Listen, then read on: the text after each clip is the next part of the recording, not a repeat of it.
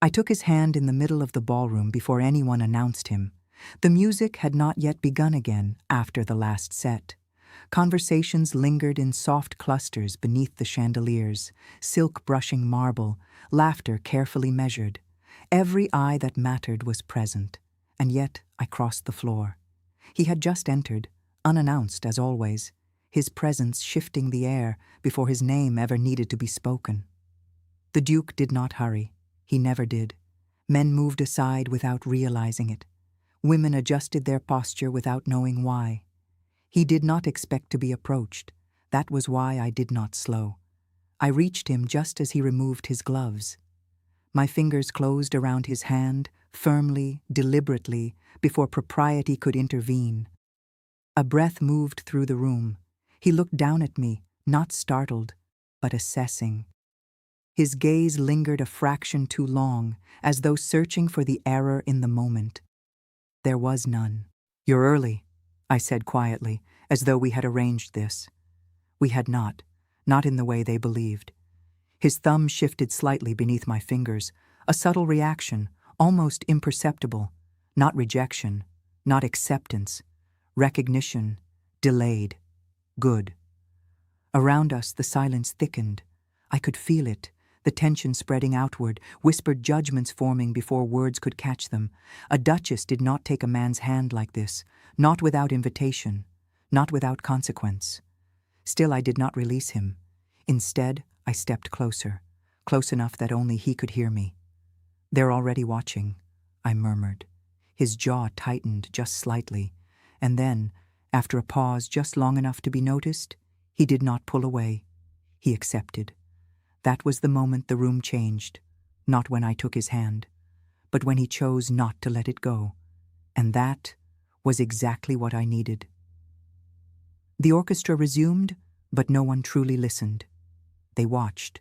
Not openly, never openly, but in that precise aristocratic way where attention becomes pressure without ever becoming visible. Conversations returned half a breath too late. Fans moved, but slower. Glasses were lifted without being sipped, and at the center of it, us. "She seems certain of herself," a woman murmured nearby. "Or reckless," another replied. I did not turn. The Duke's hand remained in mine, though his grip had shifted, less passive now, more deliberate. He was no longer deciding whether to withdraw. He was deciding what I was. "Have we met?" he asked at last, his voice low, controlled. "A question you usually answer for yourself," I replied. A pause. Not confusion. Calculation. The music rose into the opening of a waltz. I stepped into position without waiting. A ripple moved through the room, sharp this time. A woman did not initiate a dance, not here, not like this. Unless he refused. He didn't. His hand moved to my waist, firm, controlled, and he guided the first turn with precise authority, as though restoring order. But the room had already changed. "She forced him into it," someone whispered. "He had no choice," another concluded. I allowed that. Then I turned just slightly too close, not enough to be called improper, enough to be felt.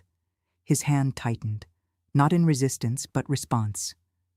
"You misunderstand the room," he murmured. "No," I said.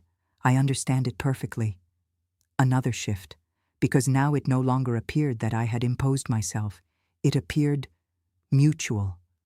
Across the ballroom, Lady Harcourt lowered her fan.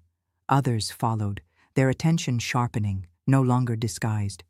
"Who is she?" someone asked. "No one of consequence." A useful mistake. I let my gaze drift briefly, past his shoulder, as though something else held my attention. It didn't. But the shift was enough.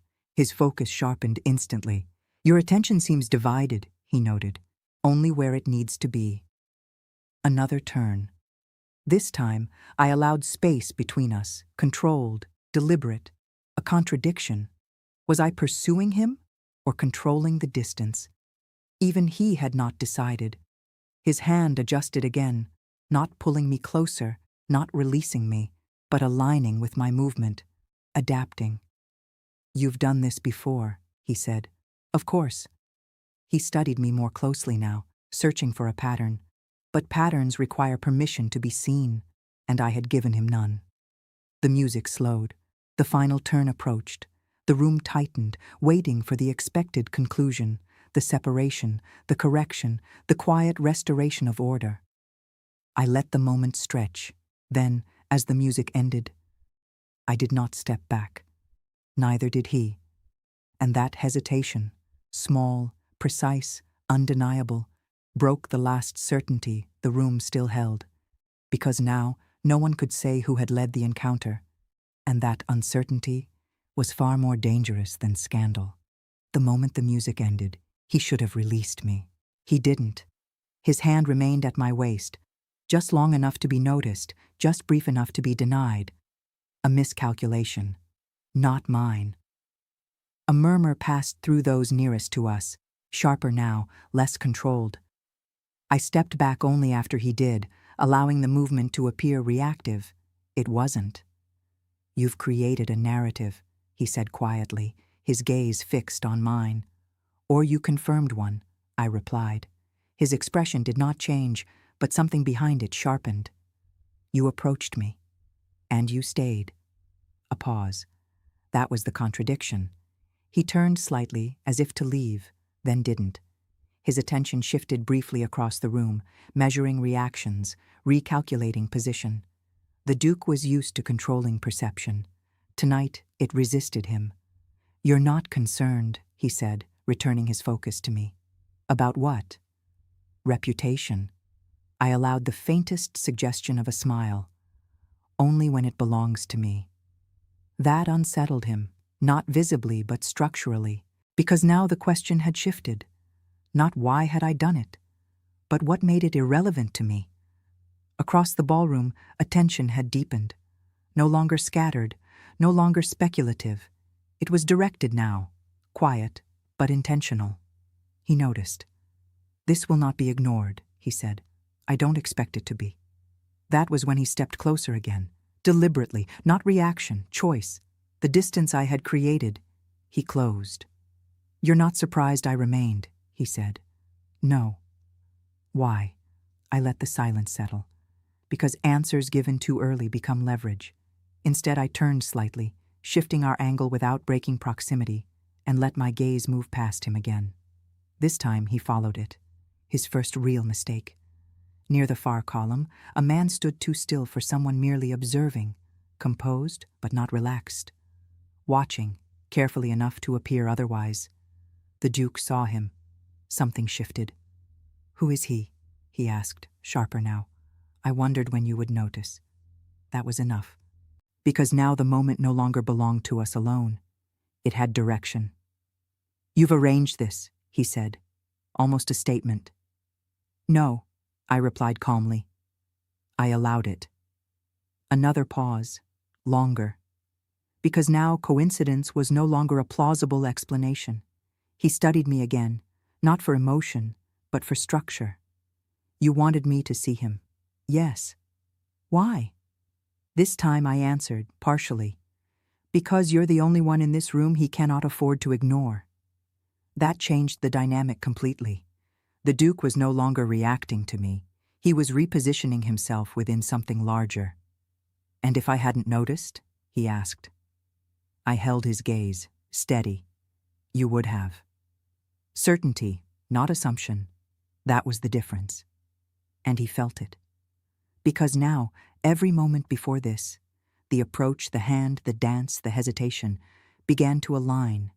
Not random, not impulsive, structured. And for the first time, he was no longer trying to understand me. He was trying to understand what he had already been pulled into. Because this was no longer an encounter. It was a sequence. He did not look away from where the man had been. That, more than anything, confirmed the shift. Not in him, but in the situation itself. What had been curiosity was now direction. The room had begun to align around something it did not yet understand. "Do you know him?" the Duke asked. "I know what he's waiting for," I replied. Not the answer he wanted, the one he needed.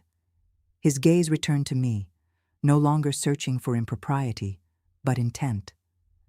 Then you brought me into this. No, I said calmly. You walked into it. Another contradiction, because from his perspective, that should have been impossible. He had arrived unannounced, unpredictable, uncontrolled, except he hadn't been. Not entirely. A subtle shift in the room drew my attention. Lady Harcourt had moved closer. Still composed, still precise, but no longer pretending not to observe. She was watching him now, not me. Your reputation, I said quietly, has always depended on remaining unentangled. His jaw tightened. You're implying something. I don't imply. I observe. That was enough. Because now the room's perception tilted, slightly, but decisively. The question was no longer what I had done. It was what he had stepped into. You're using them, he said. I'm allowing them to conclude. That's not the same. No, I said softly. It's more effective. For a brief moment, something in his expression shifted. Irritation, restrained but real, rare, visible, and therefore useful. Across the room the man moved, not toward us, away, deliberately, too controlled to be natural. The Duke noticed immediately. You wanted me to see that. Yes. Why? This time I allowed a pause, measured, precise. Because you're the only one here he cannot afford to ignore. That changed everything. The Duke was no longer a participant. He was a variable. That implies he expected someone else, he said. He did. And you replaced them. I met his gaze. I refined the outcome. A sharper breath, not surprise, recognition. Around us, the tension shifted again, deeper now, less visible but more unstable. Awareness had replaced curiosity. Lady Harcourt lowered her fan completely. She planned this, she said. Quiet, but heard.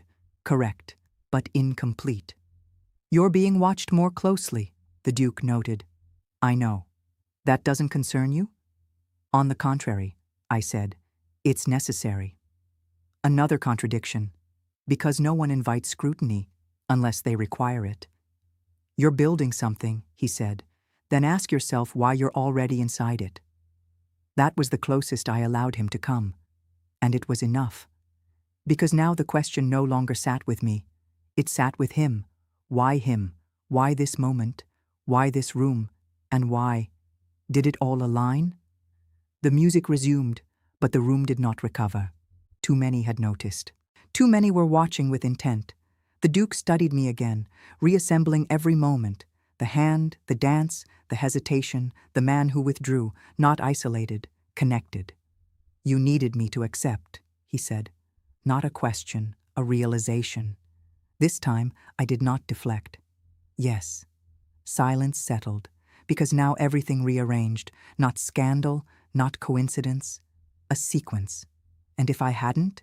He asked. I paused, brief, deliberate. Then, you would have. And that was the shift. Not whether I had planned the encounter, but whether I had already known the outcome before it began. He did not step away. That was the first confirmation. Not spoken, not acknowledged, but decisive. Because now he understood enough to withdraw and chose not to.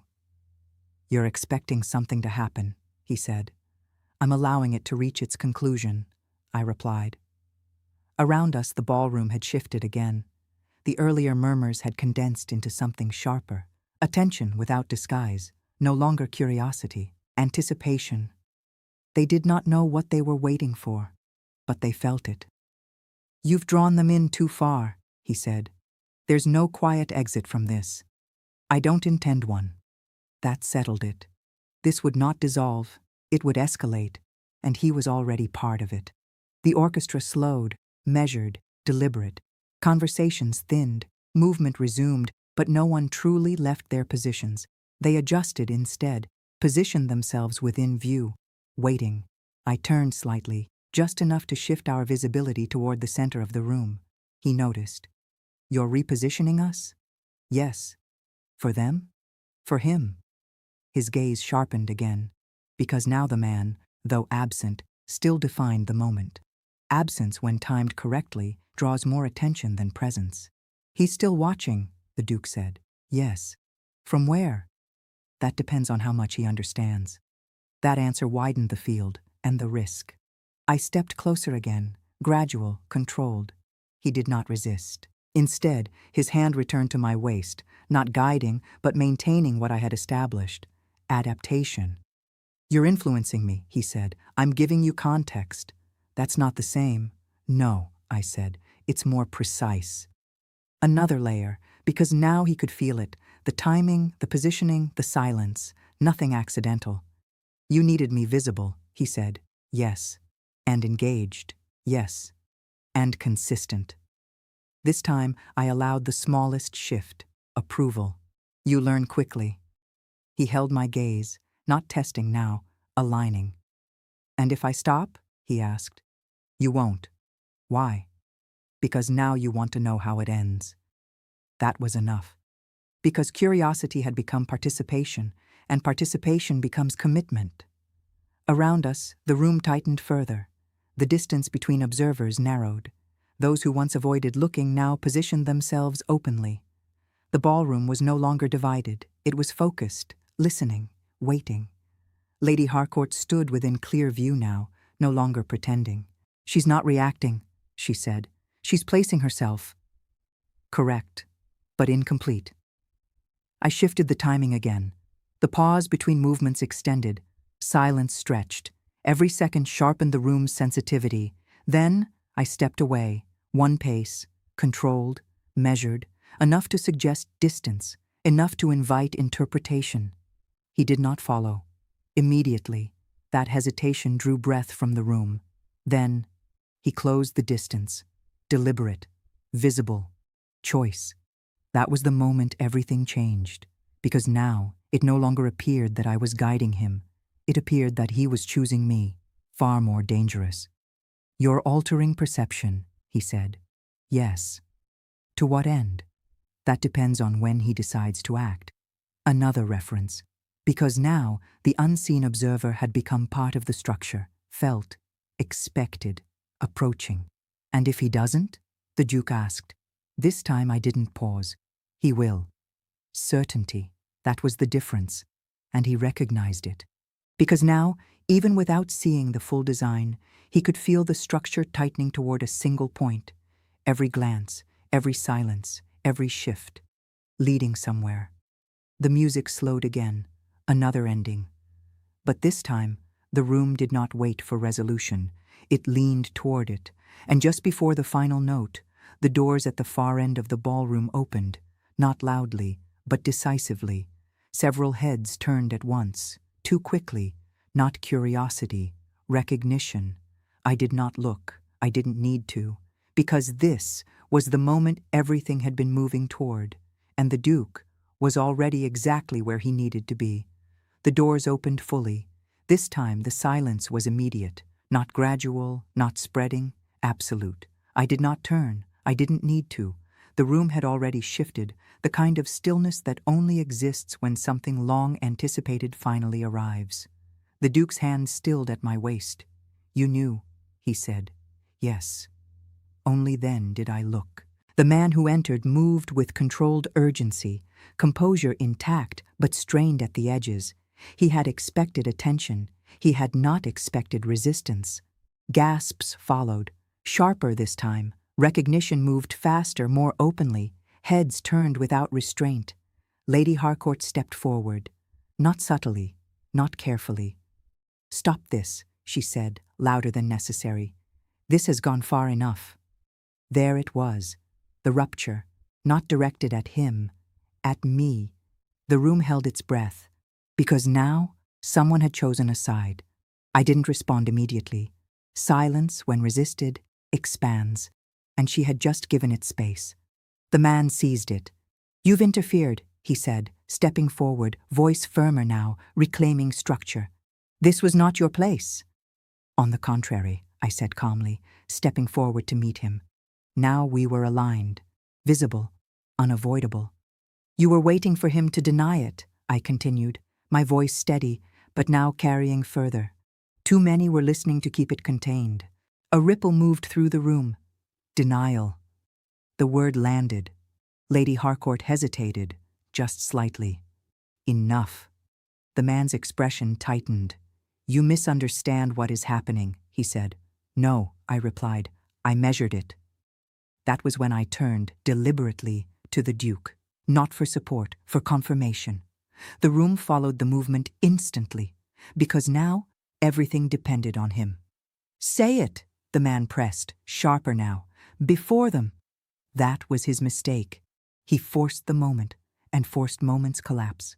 The Duke did not answer immediately. That hesitation fractured everything. Because hesitation, when witnessed, becomes doubt, and doubt spreads faster than accusation. He won't, I said softly. The room shifted, not loudly, but decisively, because now the narrative had moved beyond control. You needed him to refuse me, I continued, my voice calm, but carrying so that the room would believe you. A sharp intake of breath, someone behind us, uncontrolled, real, because now they understood the hand, the dance, the proximity, his acceptance, not scandal, proof. The Duke stepped forward, not toward me, toward the conclusion. I knew before she touched me, he said, clear, controlled, final. The impact was immediate, not explosive, irreversible. The man faltered, not dramatically, not visibly enough for those who didn't understand, but enough for those who did. And in rooms like this, that is all that matters. You miscalculated, I said quietly, meeting his gaze. For someone so careful. I let the pause settle. You relied on hesitation. His silence answered for him, because now denial was no longer available, not with witnesses, not with alignment, not with confirmation. Around us, the room shifted again, no longer watching, judging, repositioning, correcting. Lady Harcourt stepped back, subtly, but everyone saw. And that was enough, because power in rooms like this does not fall, it transfers. I turned slightly, not away from him, but away from the confrontation, because it was already over. You assumed I would wait to be proven wrong, I said, just loud enough for those closest to hear. Another pause. Then, I don't wait. Silence followed, not uncertain, not questioning, final. Because now, everything aligned, the encounter, the timing, the positioning, the Duke's acceptance, his confirmation, none of it accidental, all of it constructed. And for the first time, no one in that room wondered what had happened. They knew. And more importantly, they knew who had decided it long before it began. The room did not erupt. It settled. That was the true shift. Where there had been tension, there was now clarity, cold, precise, irreversible. Conversations resumed, but differently, not to question, not to speculate, but to confirm what had already been understood. No one looked at me with curiosity anymore. They looked with recognition. Lady Harcourt was the first to move, subtle, composed, but altered. She inclined her head as I passed her, not in politeness, but in acknowledgement. A correction of position. Others followed, not openly, not uniformly, but enough. Reputation does not collapse loudly in rooms like this. It rearranges itself in silence. The man had already withdrawn, escorted, though no one would say so. His absence carried more weight than his presence ever had. And the Duke, he had not left. I felt his gaze before I turned. You didn't need me, he said. It was not accusation, it was understanding. I needed you to be seen, I replied. A pause. And now?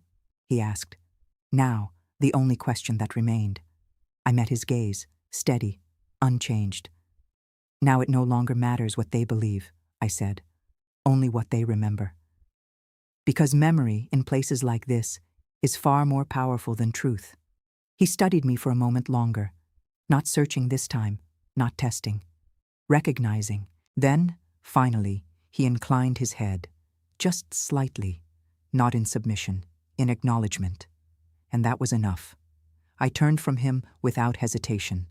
The ballroom opened before me, no longer divided, no longer uncertain. Every glance, every silence, every movement aligned. They believed they had witnessed a moment, a choice, a revelation. They hadn't.